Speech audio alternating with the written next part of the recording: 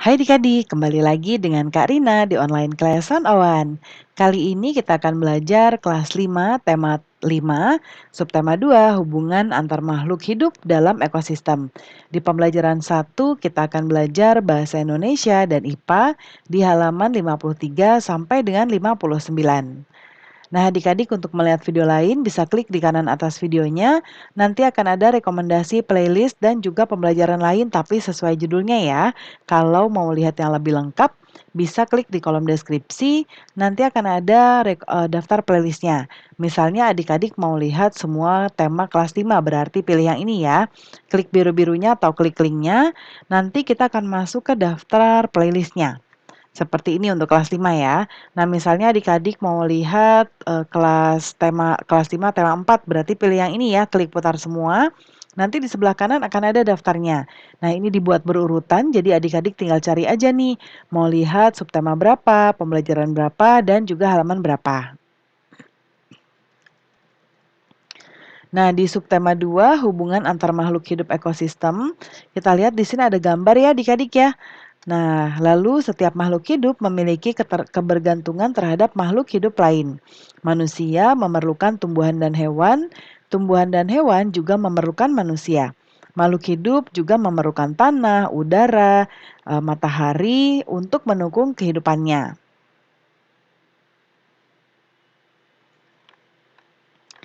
Nah, kemudian yang akan kita pelajari kali ini adalah menuliskan informasi penting yang terdapat di bacaan, kemudian menjelaskan rantai makanan yang ada pada suatu ekosistem. Ya. Nah, kita lihat ada beberapa hewan di sini adik-adik, ada anoa, kemudian ada harimau, komodo, badak, elang Jawa, babi rusa, tarsius tumpara, dan juga orangutan. Nah, coba perhatikan gambar di atas ya. Kemudian, apakah kamu tahu jenis habitat dan ekosistem tempat tinggal hewan-hewan tersebut? Nah, berdiskusilah dengan teman-teman untuk mencatat nama hewan, habitat, dan jenis makannya, ya. Nah, kemudian nanti ada eh, perbincangan atau percakapan antara Siti, Udin, dan Dayu di sini ya. Nah, ini boleh adik-adik baca sampai dengan bacaan dengan judul rantai makanan. Ya, karena kita akan langsung membahas ke soal aja. Nah, ini bisa di-pause dulu videonya ya atau dibaca di buku adik-adik. Ya, sampai sini masih lanjut. Nah, sekarang kita akan menentukan pokok pikiran yang ada di setiap paragraf. Nah, Karina sudah buat di sebelah kanan untuk paragraf 1. Pokok pikirannya adalah, nah ini rantai makanan di sawah ya adik-adik. Kemudian di paragraf kedua, pokok pikirannya adalah rantai makanan di laut. Lalu yang ketiga adalah syarat keseimbangan rantai makanan. Dan paragraf keempat, peran besar pengurai. Kemudian, ubahlah pikiran pokok di atas menjadi kalimat utama, perkaya dengan gambar yang sesuai. Nah, kita buat seperti ini ya. Paragraf pertama gambarnya seperti ini, terdapat 5 komponen yang berperan dalam rantai makanan di sawah yaitu padi, tikus, ular, elang, dan juga pengurai. Lalu yang di paragraf kedua, contohnya seperti ini, terdapat 5 komponen dalam rantai makanan di laut yaitu fitoplankton, zooplankton, ikan kecil, ini ikan ya adik-adik ya. Ikan kecil, kemudian ikan sedang, dan ikan besar. Kemudian paragraf ketiga syarat keseimbangan rantai makanan yaitu adanya keseluruh komponen dalam suatu ekosistem. Dan paragraf keempat, pengurai memiliki peran besar dalam rantai makanan. Ya, kita kembalikan dulu ininya. Nah, dalam rantai makanan terjadi perbedaan. Nah, ini ada penjelasannya. Ini yang kalau tadi terlalu kecil, adik-adik lihat penjelasannya di sini ya. Nah, ini ya. Nah, kemudian karena akan lanjut, berikutnya kita akan melihat rantai makanan pada ekosistem laut. Ya. Nah, kita coba lihat di sini. Ya, jadi di bagian ini keterangan rantai makanan di atas ya. Nah, ini adalah tumbuhan memproduksi makanan sendiri melalui proses fotosintesis.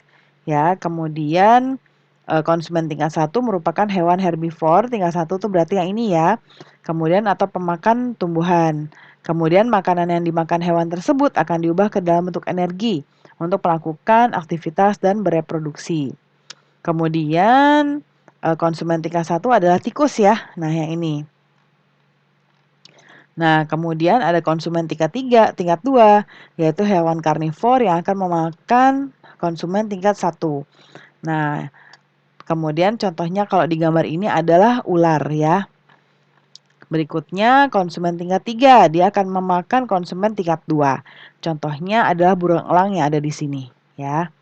Jadi tikus dimakan ular, ular dimakan elang. Nah, lalu kemudian, pada saat konsumen tingkat 3 mati, tubuhnya akan membusuk. Nah, dalam proses pembusukan, tubuhnya akan diurai oleh mikroorganisme seperti bakteri dan jamur. Nah, hasil penguraian ini nanti akan diubah oleh mikroorganisme dalam tanah untuk menjadi sumber makanan di tumbuhan. Ya, jadilah nanti rumput contohnya dia akan, bisa memakan dari dalam tanah, seperti itu ya. Nah, kemudian tugas kita kali ini adalah membuat rantai makanan ya, eee, contohnya di sini Karina buatkan adalah rantai makanan pada ekosistem laut, ya. Keterangan tentang rantai makanan di atas sebagai berikut. Jadi fitoplankton memproduksi makanannya sendiri melalui proses fotosintesis, lalu oleh fitoplankton makanan akan disimpan dalam tubuhnya. Konsumen tingkat 1 merupakan hewan pemakan tumbuhan, makanan yang dimakan hewan tersebut akan diubah ke dalam bentuk energi untuk melakukan aktivitas dan reproduksi. Contohnya udang. Lalu di konsumen tingkat 2 merupakan hewan karnivor yang akan memakan konsumen tingkat 1. Jadi konsumen tingkat 1 merupakan sumber energi bagi konsumen tingkat 2 agar dapat bertahan hidup. Ya, contohnya adalah ikan tongkol. Lalu di konsumen tingkat 3 dia akan memakan konsumen tingkat 2. Contohnya adalah burung atau, singa laut.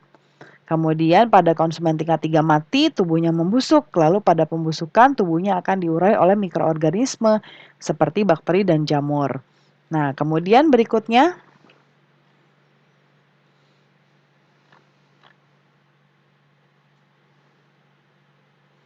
nah yang ini yang bagian renungkan ya adik-adik ya, ini adik-adik bisa jawabkan langsung berdasarkan keadaan adik-adik sendiri ya. Nah, pembelajaran kita sudah selesai ya adik-adik. Terima kasih sudah menonton sampai akhir. Mohon dimaafkan apabila ada kesalahan dalam perkataan maupun dalam materi yang diberikan. Sampai jumpa di pembelajaran berikutnya.